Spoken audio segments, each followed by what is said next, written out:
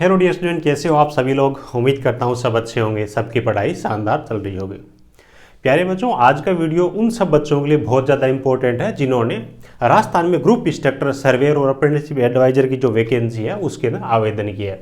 आज की इस वीडियो में 2019 के अंदर यही जो भर्ती हुई थी उसका पेपर का अपन सोल्यूशन देखने वाले हैं। 18 के अंदर भर्ती आई थी, 19 के अंदर उसका पेपर हुआ था 7/11/2019 को। वैसे देखें तो यहाँ पे पेपर का लेवल बहुत इजी आता है, हालांकि यहाँ पे अलग अलग ट्रेड का सिलेबस रहता है, लेकिन देखने से लगता है कि बहुत सारी चीज़ें हैं। इसके अंदर नंबर किस हिसाब से आएंगे, स्कोर कैसे बढ़ेगा, लेकिन पेपर का जो लेवल होता है वो बहुत ईजी रहता है। यहाँ पे लेवल इस प्रकार का रहता है कि आपकी जो ब्रांच है, आपकी जो ट्रेड है, उसके जितने भी प्रश्न आते हैं उनमें से आप पूरे में से पूरे नंबर भी लेके आ सकते हो। ठीक है, पेपर के लेवल का आपको पता चलेगा और प्रश्नों का अपन व्याख्या सहित अपन सॉल्यूशन करने वाले हैं। आप अपनी पढ़ाई स्टार्ट कर दीजिए। जिन बच्चों को कंटेंट की प्रॉब्लम है, स्टडी मटेरियल की प्रॉब्लम है, अपन ने ऑलरेडी अपने मोबाइल एप्लीकेशन टेक्निकल जॉब ज्ञान पे और ऑफिशियल वेबसाइट technicaljobgyan.in पे हैंड रिटन नोट्स आरपीएससी के नए सिलेबस के अकॉर्डिंग प्रोवाइड करवा रखे, जिसके 2 भाग रहने वाले, पार्ट 1 और पार्ट 2 रहेंगे। तो इनके जरिए आप अपनी पढ़ाई कर सकते हो और इस प्रकार की फाइल आपको डाक के जरिए मिलने वाली है। ठीक है, वीडियो के डिस्क्रिप्शन में आपको लिंक मिल जाएगी। अच्छा कंटेंट हैंड रिटन फॉर्मेट के अंदर आपको अवेलेबल हम डाक के जरिए करवा देंगे। अभी काफ़ी अच्छा डिस्काउंट ऑफर भी हमने प्रोवाइड करवा रखा है।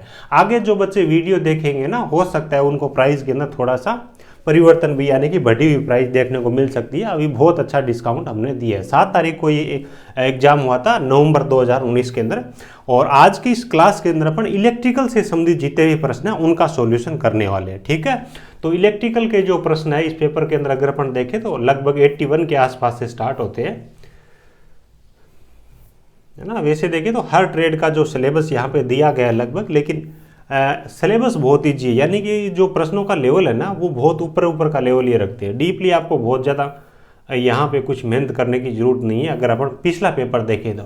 हालांकि अपन ने जो कंटेंट दिया उसका लेवल पिछले की तुलना में थोड़ा सा हाई रखा है, क्योंकि 6 साल हो गए उन बातों को। पेपर का लेवल हो सकता है थोड़ा ये बढ़ाकर भी इस साल दे दे। ठीक है, तो चलिए 81 नंबर प्रश्न देखिएगा। ऊर्जा का एक स्रोत है, यानी कि इस प्रकार का सोर्स जो अपने को एनर्जी देता हो, source of energies, conductor, insulator, cell and conductor. भी एनर्जी का सोर्स वो होता है जो अपने को एनर्जी प्रोवाइड करवाता है। कंडक्टर एनर्जी अपने को नहीं देता, इंसुलेटर नहीं देता। ठीक है, तो सेल इस प्रकार का सोर्स है जो अपने को एनर्जी देता है। सेल और बैटरी दोनों एनर्जी के सोर्स के अंदर इनकी गणना की जाती है। 82 नंबर देखो, बैटरी में वाट घंटा दक्षता का सूत्र होता है, फॉर्मूला ऑफ वाट और एफिशिएंसी इन ए बैटरी, है ना। अगर अपन इसका फॉर्मूले की बात करें तो देखो, आउटपुट एनर्जी भी कोई भी मशीन हो, आउटपुट अपॉन इनपुट इंटू 100 करते हैं तो अपने को इफिशियंसी उसकी मिलती है। यहाँ पे जब बात हो बैटरी की हो रही तो एनर्जी का केस अपन लेंगे, आउटपुट अपॉन इनपुट एनर्जी। ठीक है, अब एनर्जी जो है इसको अपन किस हिसाब से काउंट कर लेंगे, वोल्टेज इनटू करंट, और कितने टाइम के लिए वो सप्लाई अपने को दे रहा है। ठीक है, ये देखो आउटपुट एनर्जी ऊपर आएगा ना, वो आएगा डिस्चार्ज का केस। किसका आएगा? डिस्चार्ज का केस। और नीचे आएगा चार्जिंग का केस।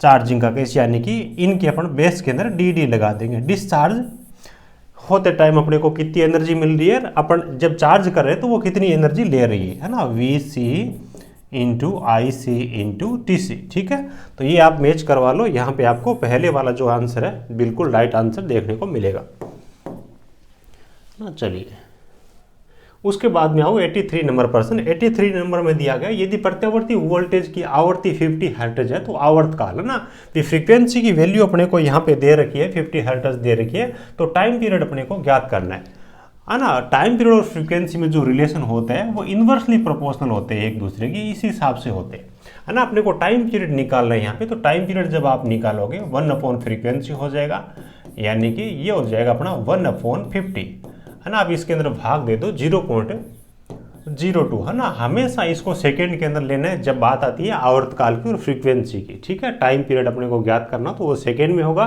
फ्रीक्वेंसी अगर अपने को यहीं पे ज्ञात करनी देते तो वो अपन हर्ट्ज के अंदर लेते। इसका राइट आंसर ये हो जाएगा। उसके बाद आओ 84 नंबर प्रश्न। वोल्ट एम्पियर प्रतिघाती का मात्रक होता है, यानी कि volt ampere reactive is the unit of, इनमें से किसकी यूनिट है वो वोल्ट एम्पियर रिएक्टिव है ना। अलग अलग एनर्जी दे रखी है अपने को, जैसे कि अपनी रियल पावर है, वास्तविक पावर है। तो देखो फॉर्मूले भी आप साथ में सीख लो, वी आई कोस फाई, ये इसका फॉर्मूला होता है वास्तविक शक्ति का। और वास्तविक शक्ति को अपन किस में दर्शाते हैं, वाट में। अगर बड़ी यूनिट ले तो किलोवाट हो जाएगी, ठीक है। उसके बाद आती है अपनी प्रतिघातीय शक्ति यानी कि रिएक्टिव पावर। तो रिएक्टिव पावर का फॉर्मूला अगर आपसे पूछ ले तो वी आई साइन फाई, ये इसका फॉर्मूला होता है ना, ये इसका फॉर्मूला होता है। इसकी जो यूनिट होती है, इकाई होती है, वो होती है V A R. V A R का यहाँ पे मतलब है वोल्ट एम्पियर रिएक्टिव, है ना। जैसे कि यहाँ पे वार दे रखा है तो वोल्ट एम्पियर रिएक्टिव। बड़ी यूनिट अगर अपन देखें तो के वी ए आर भी आपको देखने को मिल सकती है। तो इसका तो राइट आंसर होगा ये वाला। उसके बाद में अपनी आभासी शक्ति, है ना, आभासी शक्ति होती है अपनी, है ना, वी आई, इसका फॉर्मूला होता है ना, वोल्ट एम्पियर, ठीक है। या फिर अगर अपन देखें किलो वोल्ट एम्पियर, इसकी बड़ी यूनिट दे सकते हैं। प्रतिबाधा होती है, इसको अपन जेड से दर्शाती है। इसकी यूनिट की अगर अपन बात करें तो वो हो जाएगी अपनी ओम, ठीक है। तो इस हिसाब से सारी चीज़ें आपको याद रखना है। हो सकता है इस बार थोड़ा बहुत चेंज करके आपको ऐसी कोई चीज़ एग्जाम के अंदर देखने को मिल जाए। चलिए 85 नंबर प्रश्न देखो, हॉर्स पावर और किलोवाट के बीच संबंध होता है। Relation between horse power and kilowatt is, तो इन दोनों के अंदर क्या रिलेशन है देखो। एक एचपी जो होता है उसके अंदर 735.5 वाट, ये होता है आपका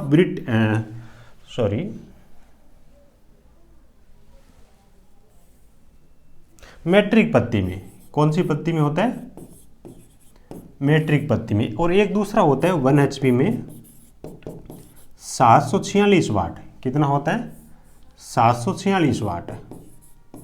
ये होता है आपका ब्रिटिश में। कौन सी पत्ती में, ब्रिटिश में। याद रखना दोनों में। अब देखो किलोवाट के बीच में रिलेशन पूछे, एचपी और किलोवाट के बीच में पूछा, तो आप यहाँ पे जो वैल्यू 0.7355 आ जाएगी, है ना, किलोवाट, ठीक है। तो इसका राइट आंसर ये आएगा। उम्मीद है ये समझ गए होंगे आप, कोई दिक्कत नहीं है, आ जाइएगा। उसके बाद अगला जो प्रश्न है, सीसा अम्ल संचायक बैटरी में सक्रिय पदार्थ कौन सा होता है। एक्टिव मटेरियल ऑफ है lead acid battery. Lead acid battery के अंदर 3 प्रकार के एक्टिव मटेरियल अपन काम में लेते हैं। देखो इसकी जो पॉजिटिव प्लेट होती है उस पर तो अपन मटेरियल लेड प्रोक्साइड यूज करते हैं। इसकी जो नेगेटिव प्लेट होती है उसके लिए अपन स्पंजी लेड का यूज करते हैं। इसके अंदर जो इलेक्ट्रोलाइट होता है ना, जो अपन लिक्विड काम में लेते हैं, जो इलेक्ट्रोलाइट होता है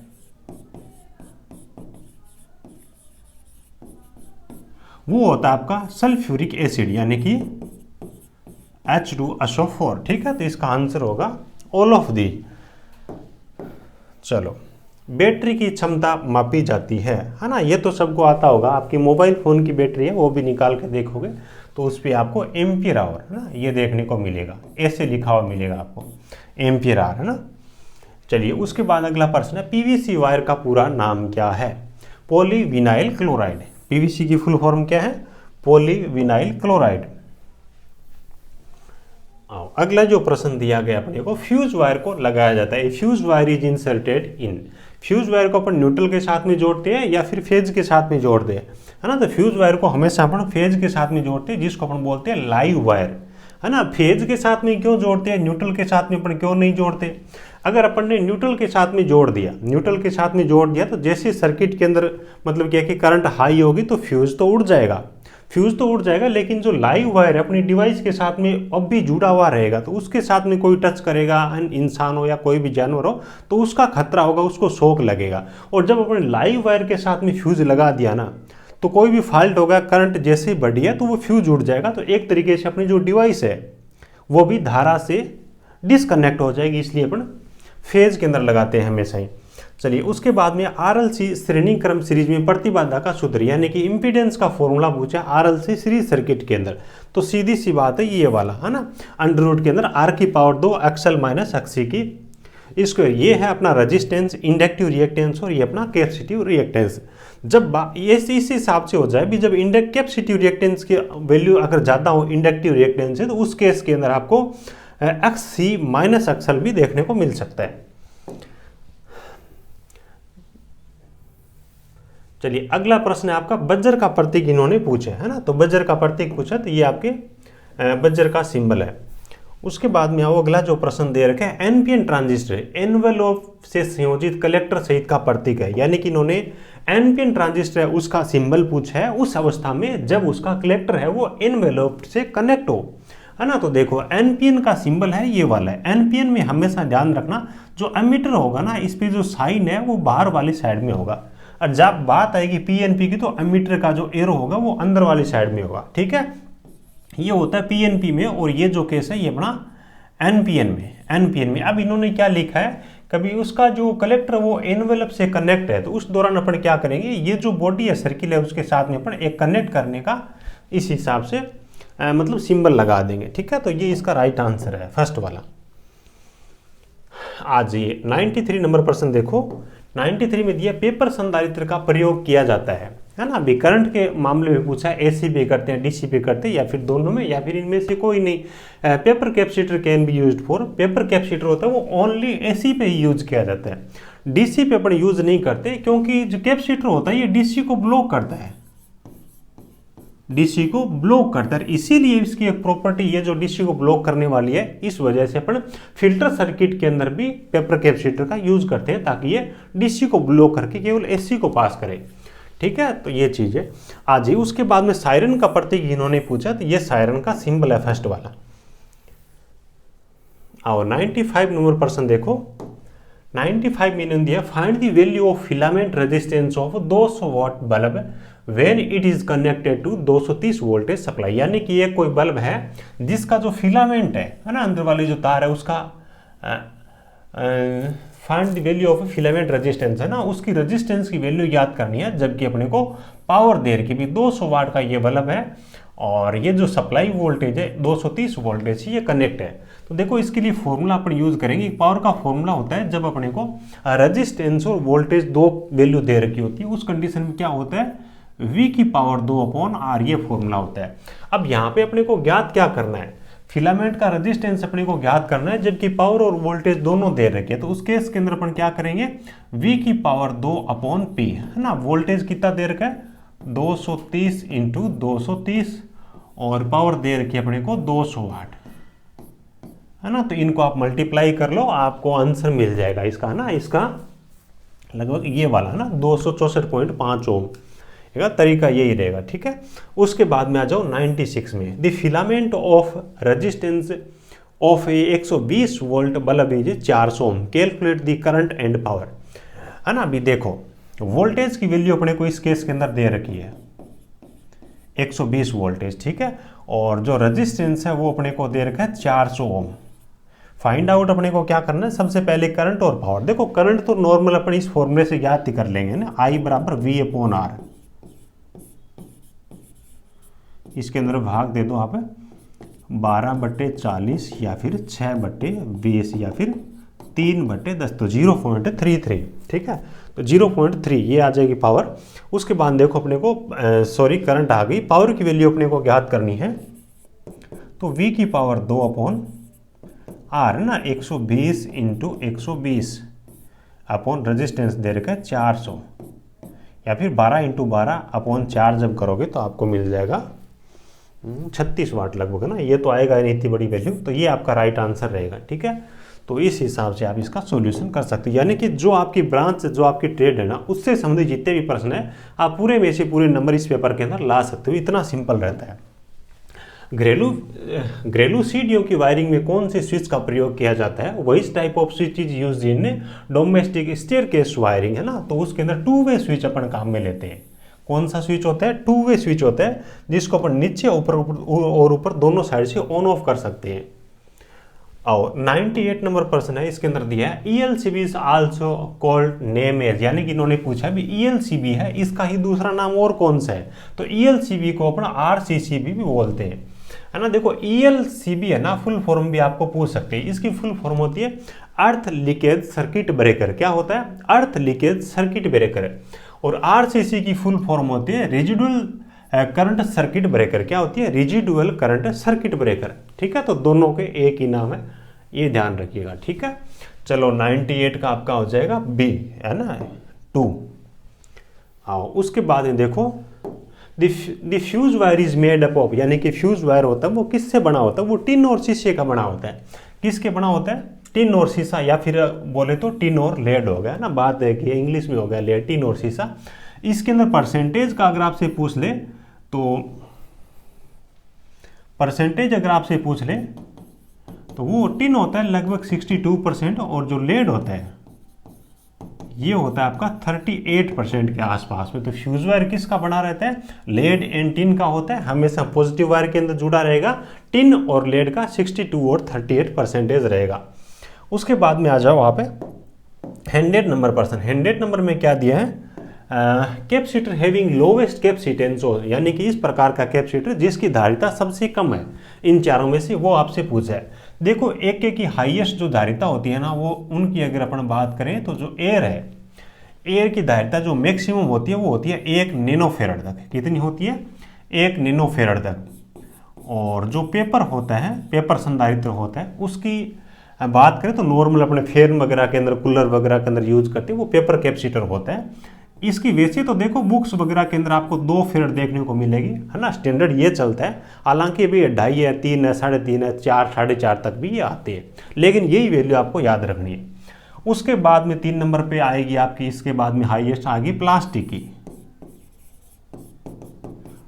प्लास्टिक की होती है 30 माइक्रोफैराड तक। और उसके बाद में आपकी माइका, माइका की धारिता की अगर अपन बात करें तो ये होती है 10 फैराड तक। ठीक है, तो ये वेरी वेरी इंपॉर्टेंट चीज़ें हैं, इनको याद कर लीजिएगा। हो सकता है अगली बार आपको इनमें से कुछ देखने को मिल जाए। आ जाइए 101 नंबर देखो, निम्न में से कौन सा एक सार्वभौमिक गेट है ना? Which one of the following is a universal gate. Universal gate कौन सा है? यूनिवर्सल गेट का मतलब होता है कि जिसके जरिए अपन दूसरे गेट है वो भी अपन बना सके। एंड गेट हो गया, और गेट हो गया, नॉट गेट हो गया। तो इस प्रकार के 2 गेट है, एक होता है नोर गेट और दूसरा होता है नांड गेट। दूसरा कौन सा होता है? NAND gate. नोर गेट होता है, ये तो ओआर गेट का उल्टा होता है ना। अभी ओआर गेट के अंदर क्या करेंगे, 2 इनपुट है तो आउटपुट के अंदर अपन a+b की इक्वेशन आ जाएगी, एक्सप्रेशन ये आ जाएगी। जब बात नोर की आएगी तो इनका उल्टा हो जाएगा इसका रिजल्ट, यानी कि एक बार लग जाएगी। इसी हिसाब से जब नांड की बात आती है तो नांड क्या करता है? नांड है ना मल्टीप्लाई करता है आउटपुट के अंदर इनपुट की चीज़ों को, है ना। तो एंड होता है वो मल्टीप्लाई करता है और नांड होता है वो एंड का उल्टा होता है। जैसे कि ये अपना एंड हो गया तो ये अपना नांड हो गया। ठीक है, तो ये इनकी आउटपुट इक्वेशन होती है, एक्सप्रेशन होती है। ठीक है, तो नोर और नांड को अपन यूनिवर्सल गेट बोलते हैं। उसके बाद में आओ as per Boolean algebra, input can be changed in. Input निम्नलिखित में से अलजेब्रा के अकॉर्डिंग किस में चेंज कर सकते हैं? तो और की बात हो चाहे एंड की बात हो, दोनों के अंदर अपन चेंज कर सकते हैं। तो इसका राइट आंसर 3 नंबर होगा। आ जाओ उसके बाद देखो 103 नंबर, हालांकि ये इलेक्ट्रॉनिक्स है लेकिन कोई दिक्कत नहीं है। 103 नंबर देखो, the logic expression for a NOR gate, है ना। जैसे कि मैंने आपको बताया भी नोर है, ये ओआर का उल्टा है ना। तो ओआर क्या करता है? 2 इनपुट को आउटपुट के अंदर जोड़ के देता है। तो नोर होगा, ये बार ये दर्शाती है भी इसका जो आउटपुट है वो चेंज हो गया, उल्टा हो गया। ठीक है, ये इसका राइट आंसर आएगा। ठीक है, चलिएगा। तो ये अपने वैसे देखें तो इलेक्ट्रिकल से संबंधित प्रश्न थे। यहाँ से देखो आप चाहे किसी भी ब्रांच से हो, आपको ये अनुमान जरूर लगा होगा भी पेपर का लेवल कितना रहता है। भी इलेक्ट्रिकल के अलावा अदर ट्रेड ब्रांच से हो तो हो सकता है थोड़ी चीज़ें टफ लगी हो, लेकिन इलेक्ट्रिकल वाले जो बच्चे हैं ना, इनमें से लगभग 25% थे, 23-24 नंबर आराम से लेके आ सकते हैं, है ना। बिल्कुल IT से भी लो लेवल का पेपर रहता है इसका।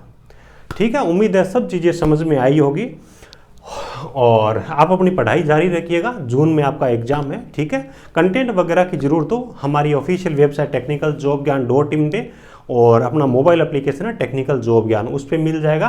और हर संडे को अपन ने फ्री टेस्ट की एक सीरीज चला रखी है ना, RPS GI के लिए, जिसमें अभी अपन ने स्टार्ट किया है बेसिक इलेक्ट्रिकल से। तो हर संडे को बेसिक इलेक्ट्रिकल का एक टेस्ट आपको ऐप पे मिलता है। अगले संडे तक ऐप पे वो रहता है, अगले संडे को वो चेंज होकर के नया टेस्ट आ जाता है। तो अच्छी तरीके से पढ़ाई करिए, ऐप से आप टेस्ट वगैरह भी लगाइए। चलिए, thank you, best of luck.